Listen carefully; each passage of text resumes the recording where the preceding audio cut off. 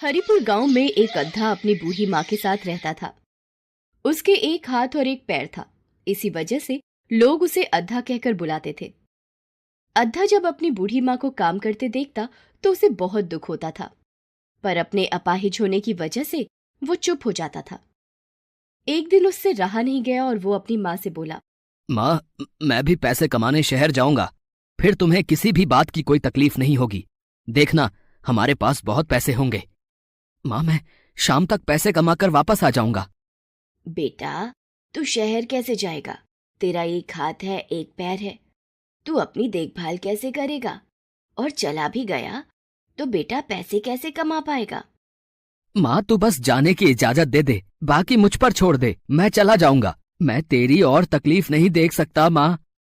ठीक है बेटा, पर शहर में अपना ध्यान रखना। मैं रोटी और सब्जी तेरे लिए बांध देती हूँ, रास्ते में खा लेना। माँ से जिद करके अद्धा शहर की बस में बैठ गया। उसे तो बस माँ के लिए पैसे कमाने थे। इसी आस पर वो घर से निकला था। कुछ घंटों में अद्धा शहर पहुँच गया। अद्धा पहली बार शहर आया था। वो इधर उधर घूमता रहा। वो कभी किसी दुकान पर काम मांगता, कभी किसी दुकान पर। इसी तरह वो एक पंसारी की दुकान पर काम मांगने पहुंचा। मैं गांव से काम की तलाश में आया हूँ। मुझे कोई काम मिलेगा? तुझे क्या काम दूं? है, तेरा तो एक हाथ और एक पैर है, तू क्या काम करेगा? नहीं नहीं, मेरे पास तेरे लिए कोई काम नहीं है, चल जा यहाँ से, जा। अब मैं क्या करूं? मैंने माँ को वादा किया था कि पैसे कमा कर ही गांव वापस लौटूंगा, पर यहाँ तो कोई काम नहीं दे रहा। चलते चलते अद्धा एक सब्जी मंडी में पहुंच गया। सब्जी मंडी में काफी भीड़ थी। अद्धा सोच में पड़ गया। यहाँ तो काफी भीड़ है। मैं ऐसा क्या करूं कि शाम तक मेरे पास पैसे इकट्ठे हो जाएं? पहले थोड़ी देर बैठ जाता हूँ, फिर सोचता हूँ। हाँ। अद्धा वहीं सब्जी मंडी में जमीन पर एक किनारे कपड़ा बिछाकर बैठ गया। तभी वहाँ से गुजरते हुए एक आदमी ने अद्धे को देखकर सोचा शायद कोई जरूरतमंद है। उसने 1 रुपए का सिक्का अद्धे के आगे रखा और चला गया। अद्धे ने सोचा, मुझे पता है मेरी हालत देखकर कोई भी काम नहीं देगा, पर यदि शाम तक मैं यहीं पर बैठा रहूं तो इस तरीके से मेरे पास बहुत से पैसे इकट्ठे हो जाएंगे। अद्धा वहीं बैठकर पैसे कमाने का सोचता है और जोर जोर से चिल्लाकर आवाज लगाने लगता है, अल्लाह देना ते देंदा जा, नहीं देंदा ते खसमा नु खा।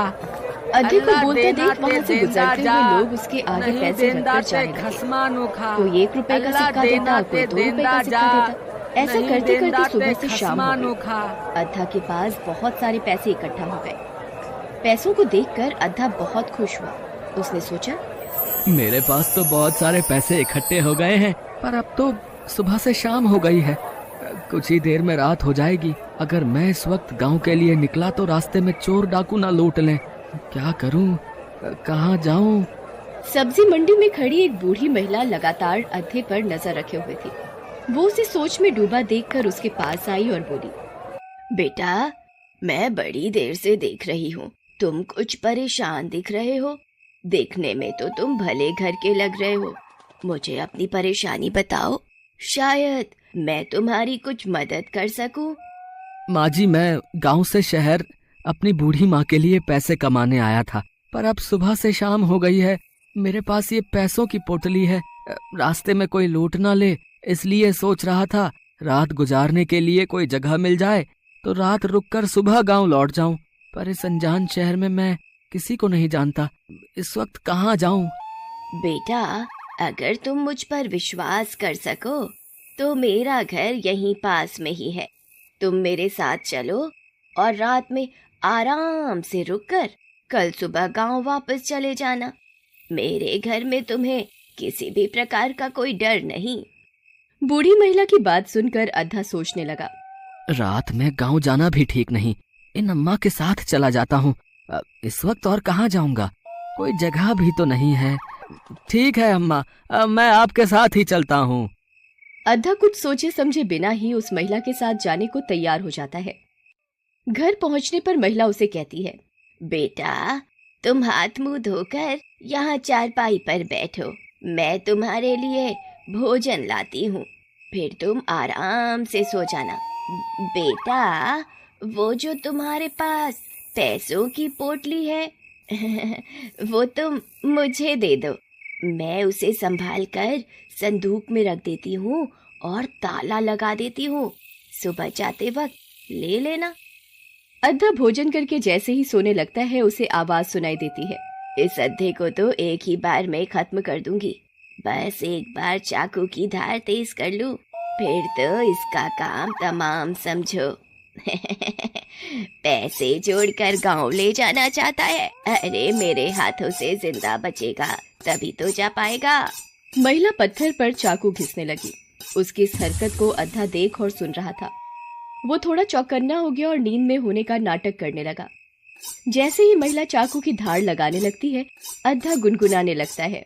माई आंख मटकान देया, मैं वेख रहा तेनू, पत्थर चाकू घिसके तू अज मारेगी मैनू। अरे ये नींद में क्या बड़बड़ा रहा है? ये तो सोया ही नहीं। पहले इसे सोने देती हूँ, फिर चाकू घिसूंगी। अद्धा फिर वही दोहराने लगता है। बूढ़ी महिला फिर चाकू घिसना रोक देती है। ऐसा करते करते पूरी रात बीत जाती है। अद्धा भी रात भर नहीं सोता। बूढ़ी महिला सोचती है, अब एक ही रास्ता है। इसकी पैसों की पोटली तो मेरे पास ही है। मैं थोड़ी देर के लिए बाजार जाने का बहाना करके घर से बाहर चली जाती हूँ। जैसे ही ये इधर उधर होगा तो उसी वक्त इसकी पोटली गायब कर दूंगी और बोल दूंगी कि चोर चुरा कर ले गए। थोड़ी देर रोएगा और चुपचाप यहाँ से चला जाएगा। ऐसे इससे मुझ पर शक भी नहीं होगा। अरे बेटा, उठ गए? रात भर शायद तुम्हें नींद नहीं आई। मैंने देखा रात भर तुम करवटें ही बदलते रहे। चलो कोई बात नहीं, तुम नहा धोकर कुछ खा लो। मैं जरा कुछ जरूरी सामान लेकर आती हूँ। बूढ़ी महिला बाजार का बहाना करके घर से बाहर चली जाती है। तभी अद्धा सोचता है, यही मौका है इस चालाक बुढ़िया से बचने का। वो तो भगवान का शुक्र है रात में मेरी आंख नहीं लगी। अगर जरा सी भी चूक होती तो ये मेरा काम तमाम कर चुकी होती। अब इससे पहले ये बुढ़िया आए, जल्दी से अपने पैसों की पोटली लेता हूँ और यहाँ से भाग जाता हूँ। अरे इस संदूक पर तो ताला लगा है, मुझे ये ताला तोड़ना ही होगा, पर कैसे तोड़ूं? तभी अद्धे को वहां एक पत्थर पड़ा दिखाई देता है। बड़ी मुश्किल से एक ही हाथ से जैसे तैसे वो पत्थर को उठाता है और ताला तोड़ने की कोशिश करता है। उसकी कोशिश कामयाब होती है और संदूक का ताला टूट जाता है। वो खुश हो जाता है और जैसे ही वो पोटली उठाने लगता है वो देखता है, अरे अच्छा, ये अपना 100 का नोट भी इसमें संभाल कर रखा हुआ है इस ठगी बुढ़िया ने। हैं, ये भी उठा लेता हूँ, तभी इसको सबक मिलेगा कि किसी लाचार व्यक्ति को बहलाकर उसको लूटने की क्या सजा मिलती है। अद्धा अपनी पोटली और बूढ़ी महिला का 100 रुपए का नोट उठाकर जल्दी से वहां से चला जाता है। महिला वापस आती है और देखती है, अरे अद्धा कहाँ गया? कहीं नजर ही नहीं आ रहा। शायद अंदर होगा। अरे वो तो यहाँ भी नहीं है। कहीं सड़क पर तो नहीं चला गया मुझे ढूंढने के लिए? बिना अपनी पोटली लिए तो वो कहीं नहीं जाएगा और संदूक पर तो ताला लगा हुआ है। जब तक आता है उसकी पोटली गायब कर देती हूँ। अरे ये क्या, संदूक खुला हुआ है और इसका ताला भी टूटा हुआ है। हे राम, वो अद्धा तो अपनी पोटली लेकर भाग गया। मुझे तो लगता था कि वो ताला नहीं तोड़ पाएगा। हे राम, मेरा 100 का नोट भी गायब है। वो अद्धा तो मुझे ही लूट कर भाग गया।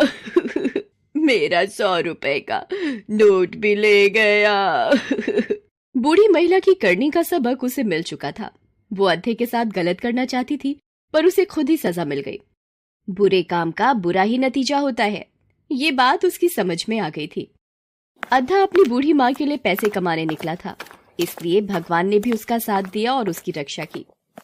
उधर अद्धा जब रात भर घर वापस नहीं आया तो उसकी माँ को चिंता होने लगी और वो दरवाजे की ओर बार बार देखने लगी।